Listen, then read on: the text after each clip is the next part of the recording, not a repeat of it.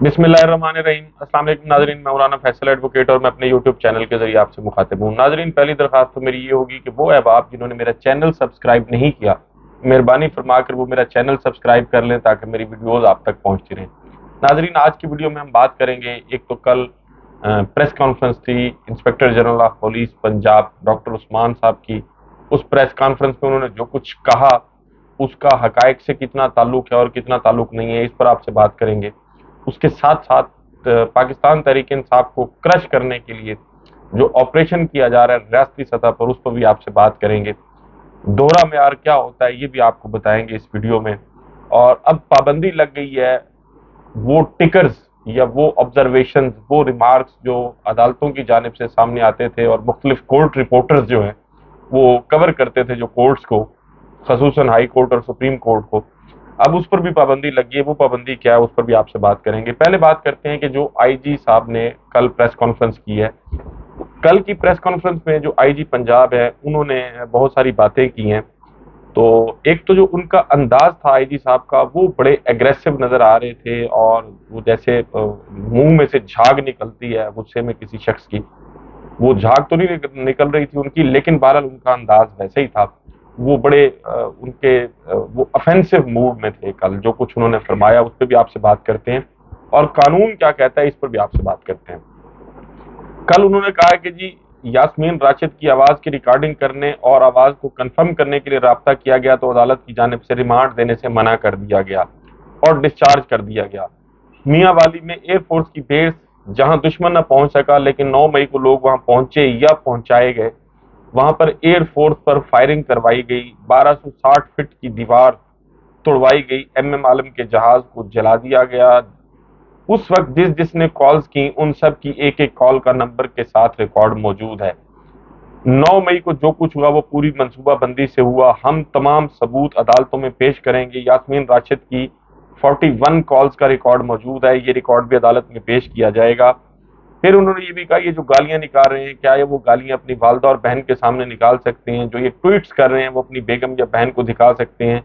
कानून अपना रास्ता ले चुका और फैसला कर चुका है। ये फिक्रा बड़ा अहम है कि कानून अपना रास्ता ले चुका है और फैसला कर चुका है। इस मुल्क की तमाम एजेंसीज, कानून नाफिज करने वाली अथॉरिटीज और तमाम लीडरशिप इकट्ठी है और सब कुछ साबित किया जाएगा। अब ये कह रहे हैं कि जी फैसला है वो कर चुका है, कानून अब रास्ता भी ले चुका और फैसला। पहली तो बात यह है आईजी साहब, आपको ये गलत फहमी क्यों है कि फैसला करने के इख्तियार कानूनी तौर पर वो आपके पास है? आईजी साहब, आपके पास फैसला करने का इख्तियार नहीं है। मैं कानून का तालिब इल्म होने की हैसियत से पाकिस्तान में वो लोग जो कानून से इतनी वाकफियत नहीं रखते, उनकी आसानी के लिए और उनको समझाने के लिए अर्ज करता हूं कि किसी भी शख्स पर जब कोई भी एफआईआर दर्ज होती है तो पुलिस का काम बुनियादी तौर पर एविडेंस इकट्ठी करना होता है, शहादत इकट्ठी करना होता है उस शख्स के खिलाफ। और फिर सिर्फ पुलिस का ये काम नहीं है कि मुल्जिम के खिलाफ शहादत इकट्ठी की जाएगी। अगर कोई शहादत मुल्जिम के हक में जाती है तो उसको भी सफ़े मिसल पर लाना और रिकॉर्ड का हिस्सा बनाना ये पुलिस की जिम्मेदारी है। पुलिस बजाते खुद मुद्दई नहीं होती।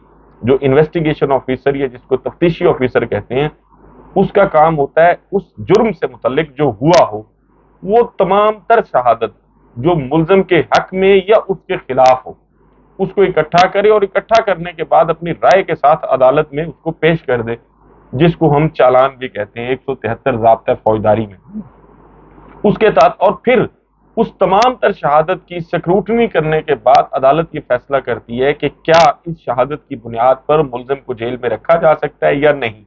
ये फैसला पंजाब का आईजी या पंजाब के किसी डिवीजन का आरपीओ, जिसको डीआईजी भी कहते हैं, या कोई डीपीओ, कोई एसएचओ ये फैसला नहीं कर सकता। ये फैसला बाहर अदालत में करना होता है।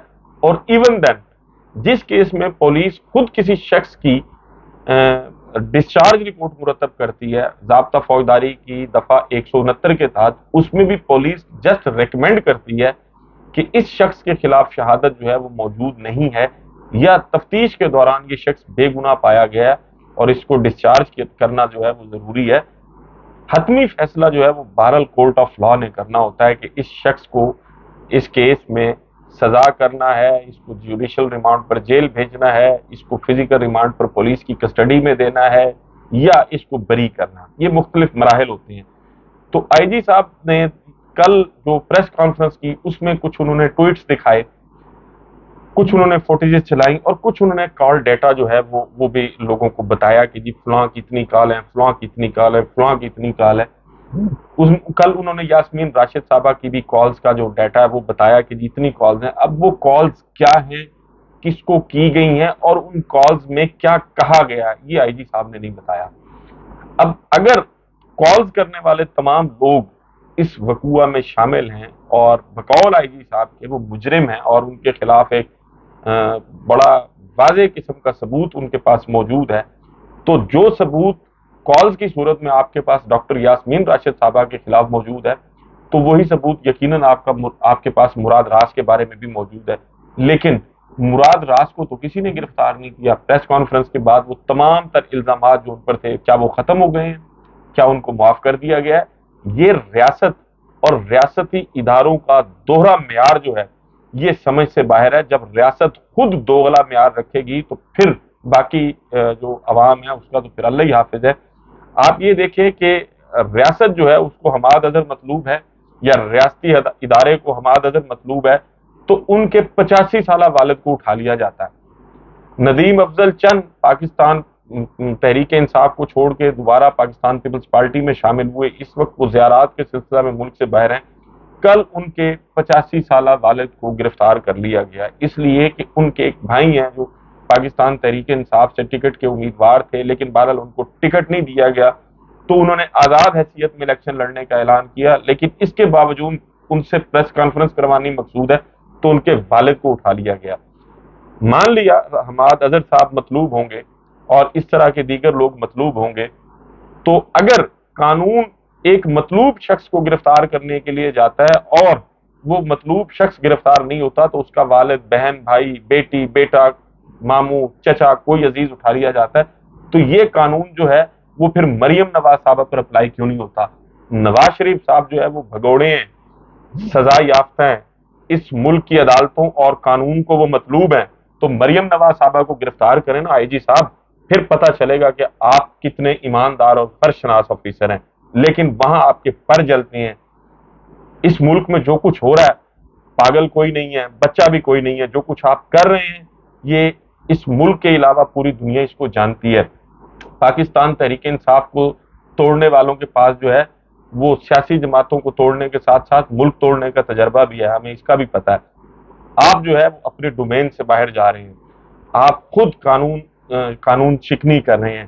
جب پولیس کا ادارہ بطور ٹول استعمال کیا جائے گا تو وہ رہی صحیح جو کریڈیبلٹی ہے وہ بھی آپ کی ختم ہو جائے گی. آپ کے پاس یہ جو کچھ آپ نے میڈیا کو بتایا، اگر یہ انسپائرنگ ہوتا اور اس کی کوئی ایویڈینشری ویلیو ہوتی تو عدالت یاسمین راشد صاحبہ کو بری نہ کرتی. پرویز الہی صاحب کے ساتھ کیا ہوا وہ بھی سب نے دیکھا ہے کہ ایک کیس بنایا گیا، اس میں ان کے خلاف ایویڈنس موجود نہیں تھی، کورٹ نے ان کو ڈسچارج کر دیا. دوسرا بنایا، دوسرے میں بھی یہی کیا گیا. تیسرا کیس بنا کے جسمانی ریمانڈ لینے کی کوشش کی گئی، چونکہ ایویڈنس موجود نہیں تھی تو جج صاحب نے ان کو جوڈیشل بھیج دیا. تو آپ جس انداز سے کیسز بنا رہے ہیں، میرا جس علاقے سے تعلق ہے، میں یہ آن اوتھ کہنے کے لیے تیار ہوں یہاں ایک گملہ نہیں ٹوٹا، لیکن یہاں بھی لوگوں پر دہشت گردی کا مقدمہ درج کیا گیا. تو جب پولیس خود بیانڈ جورسڈکشن جا کر قانون شکنی کرے گی اور تمام تر ریاستی جبر جو ہے وہ پولیس کے ذریعے سیاسی مخالفین کو کچلنے کے لیے استعمال ہوگا، تو پھر نہ صرف آپ کی بات پر یقین نہیں کیا جائے گا بلکہ ایک دن ایسا آئے گا جب آپ کو قانون کے کٹہرے میں آنا ہوگا. غلط بیانی سے کام لینا بند کریں. آپ صوبے میں سب سے بڑے آفیسر ہیں پولیس کے، اور آپ کی بات کی ایک اپنی اہمیت ہے، آپ کے عہدے کا ایک اپنا وقار ہے. خدارا اس وقار کو ختم نہ ہونے دیں، اس عہدے کی لاج رکھیں، اس عہدے کو ڈی گریڈ نہ کریں، اس کو ڈسگریس نہ کریں. لوگوں میں عام طور پر تھانے دار کے متعلق یہ سوچا جا سکتا ہے کہ وہ جھوٹ بول لے گا یا ایس ایچ او لیول کا آفیسر جھوٹ بول لے گا، لیکن ڈی پی او سے جھوٹ کی توقع نہیں ہوتی، آر پی او سے جھوٹ کی توقع نہیں ہوتی. اور آپ تو صوبے میں سب سے بڑے آفیسر ہیں، آپ سے جھوٹ کی توقع نہیں ہے. آپ کو یہ ماننا ہوگا کہ آپ کے خلاف وہ جھوٹا سچا جو بھی مواد آپ کے پاس موجود ہے وہ کورٹ آف لا کو مطمئن کرنے کے لیے کافی نہیں ہے. اس لیے کورٹ آف لا نے یاسمین راشد صاحبہ کو डिस्चार्ज कर दिया। आप आइंदा पुलिस में वो लोग जो क्रिमिनल जूरिस्प्रूडेंस और क्रिमिनल जो प्रोसीडिंग्स हैं उसको अंडरस्टैंड करते हैं, काइंडली उनसे कंसल्ट किया करें। अदालतों का जो प्रोसीजर है पहले उसको समझें, उसके बाद आके प्रेस कॉन्फ्रेंस किया करें, वरना ऐसे ही शर्मिंदगी का सामना करना पड़ेगा आपको। उसके साथ साथ आज एक और भी पाबंदी लगी है, और वो ये है कि मोहसिन कियानी साहब हैं जस्टिस, उन्होंने पाबंदी लगाई है क्योंकि एक केस था जो शहजाद अकबर है उनके भाई मुराद अकबर की गुमशुदगी और अगवा के हवाले से। तो उसमें चूंकि जजेस साहबान जो हैं वो क्वेश्चंस भी करते हैं, जो मुतलका ऑफिसर्स पेश होते हैं, आईजी हो, डीआईजी हो, कोई भी हो, और दीगर जो ऑफिसर्स होते हैं मुख्तलिफ इदारों के, तो फिर उनसे क्वेश्चंस होते हैं, उसके बाद फिर उस पर ऑब्जर्वेशन और रिमार्क्स भी आते हैं। तो वो रिमार्क्स क्योंकि मीडिया में रिपोर्ट होते हैं, टीवी चैनल्स पर भी चलाए जाते हैं, और मुख्तलिफ जो सोशल मीडिया के लोग हैं वो अपने यूट्यूब चैनल्स पर भी इसको डिस्कस करते हैं। तो आज मोहसिन कियानी साहब ने पाबंदी लगा दी, और उन्होंने ये भी कहा कि अब अगर ऐसा कुछ हुआ तो फिर चेयरमैन पैमरा को भी हिदायत जारी की जा रही है, और उस चैनल का लाइसेंस भी जो है वो कैंसिल किया जाएगा, सस्पेंड किया जाएगा, और तौहीन अदालत की कार्रवाई भी की जाएगी। इंतहाई अदब से मोहसिन कियानी साहब जो हैं वो चूँकि फाजिल जज हैं, और मैं एक वकील होने की हैसियत से मैं बड़ा एहतराम करता हूँ जजेस साहबान का, और मुझे करना भी चाहिए, बल्कि हर हर शख्स को करना चाहिए। तो ये जो एक फेयर ट्रायल का तस्वर है, अगर इस किस्म की पाबंदियां लगाई जाएंगी तो उस तस्वर को आप फिर जो है वो एक किस्म का ख़त्म कर रहे होंगे। अदालतों में क्या हो रहा है, केसेस कैसे समाअत होते हैं, एविडेंस क्या आती है, लोगों को ये जानने का हक है, और लोगों को जानने का हक जो है वो ख़त्म नहीं किया जा सकता। मैं उम्मीद करता हूँ मोहसिन कियानी साहब अपनी ये जो उनकी तरफ से पाबंदियां लगाई गई हैं इसको रिव्यू करेंगे, और उसके साथ साथ ये पाकिस्तान के हर शहरी का हक है कि अदालत में अगर कोई केस चल रहा है और उस केस के बारे में कोई इंफॉर्मेशन उसको चाहिए।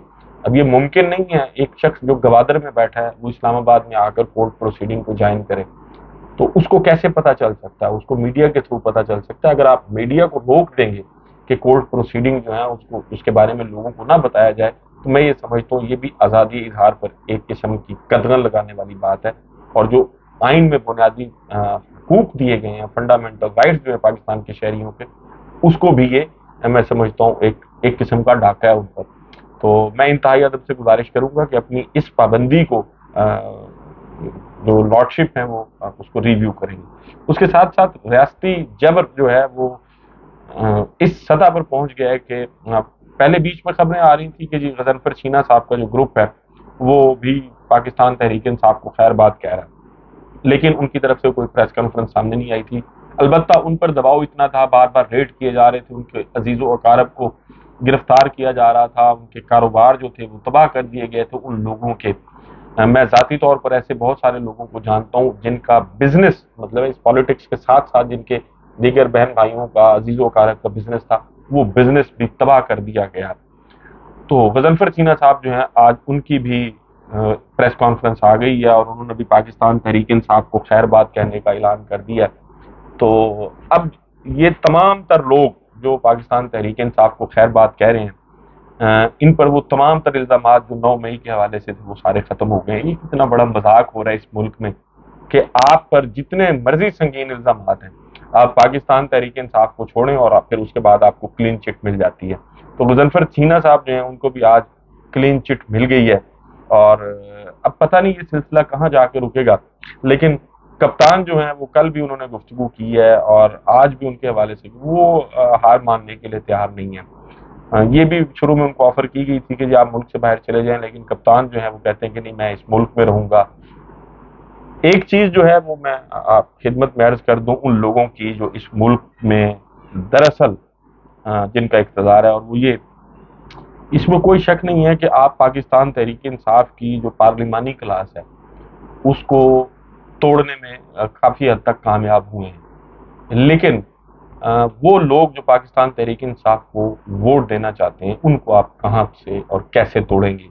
ये सवाल जो है इसका शायद अभी तक आप जवाब दे नहीं सके। अगर मैंने ये फैसला कर लिया है कि मैंने एक आम वोटर की हैसियत से कि मैंने इमरान खान को वोट देना है, तो फिर वो मेरा वोट आप कैसे ले सकते हैं? आपकी ये तमाम तर कोशिशें जो हैं मैं समझता हूँ जब इलेक्शन करीब आएगा تو اس کا نتیجہ آپ کو نظر آ جائے گا۔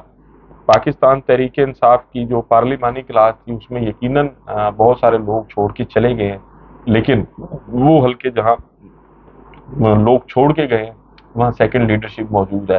اور ایک چیز ذہن میں رکھیں کہ کپتان جس کو ووٹ دیں گے کامیاب وہی ہوگا۔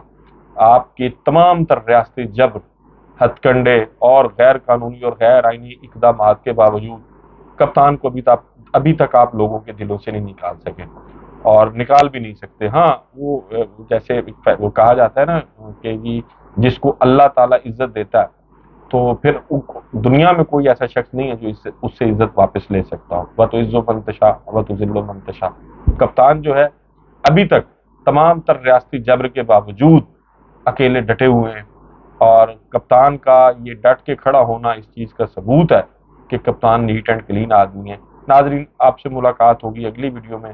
اپنا اور اپنے ارد گرد کے لوگوں کا بہت خیال رکھیے گا۔ اللہ حافظ۔